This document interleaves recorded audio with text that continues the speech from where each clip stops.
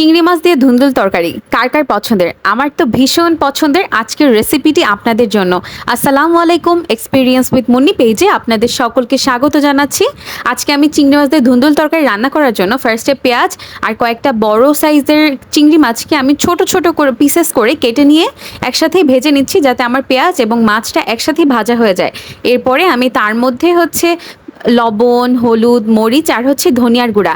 আর এই সবজিতে কিন্তু যত কম হলুদ হয় তত বেশি টেস্ট হয়, তাই না? কারণ যে কোনো সবজিতেই যত কম হলুদ দেওয়া যায় তত বেশি টেস্ট লাগে। এরপরে আমি কিছুটা পেঁয়াজ এবং রসুন বাটা দিয়েছি। এই তরকারিতে হয় কি, পেঁয়াজ আর রসুন বাটাটা দিলে ঝোলটা একটু ঘন হয়। যেহেতু চিংড়ি মাছ আছে তাই আমি রসুনটা বেশি দেইনি, তাহলে যে চিংড়ি মাছের স্মেলটা ঢেকে যাবে। তবে পেঁয়াজ বাটাটা আমি তুলনামূলক বেশি ইউজ করেছি। আমি পেঁয়াজ বাটা দিয়ে তারপরে কিছু সময় কষিয়ে নেব, যাতে আমার মশলা কষানোর তেলটা উপরে উঠে আসে। কারণ আমি সবসময় মশলা কষানো পারফেক্ট হয় এটা বলি, সেটা উপরে তেল উঠে আসলে। কারণ এতে যে কাঁচা গন্ধটা থাকে না। আপনার যদি তেলটা উপরে না উঠে আসে তাহলে আপনার মশলা থেকে কাঁচা গন্ধ যায়নি। এরপরে যে আমি কিউব করে ধুন্দুলটা কেটে রেখেছিলাম। কেটে বেশিক্ষণ ভিজিয়ে রাখিনি, কারণ এটা পানি অনেক বেশি সোক করে। তো আমি যে কেটে কিছু সময় ভিজিয়ে তারপরে আমি রান্নাটা বসিয়ে দিয়েছি। তো এখন আমি ভাজা ভাজা করে নেব একটু মশলার সাথে। আর এই তরকারিতে না বেশি একটা পানির প্রয়োজন নেই, কারণ যেহেতু এটা যে পানি তরকারি বলা হয়, বা এটা যে নিজের থেকে একটা পানি ছেড়ে দেয়। তাই যে আমি ধুন্দুল রান্নাতে কখনোই পানি ইউজ করি না, করলেও খুব সামান্য।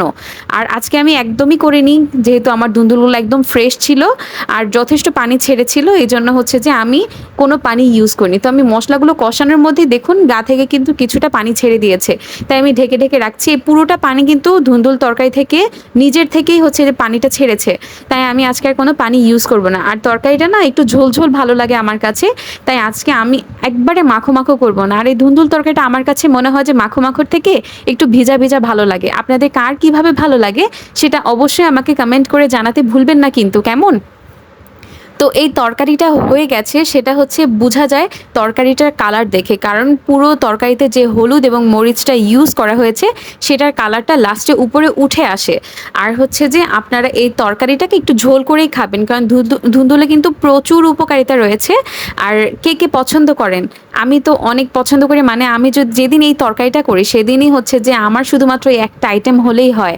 সবজি পছন্দ করা কিন্তু বেশ ভালো, তাই না? আমার কাছে ঢেঁড়স আর এটাই বেশি ভালো লাগে। তো আমার রান্না প্রায় কমপ্লিট।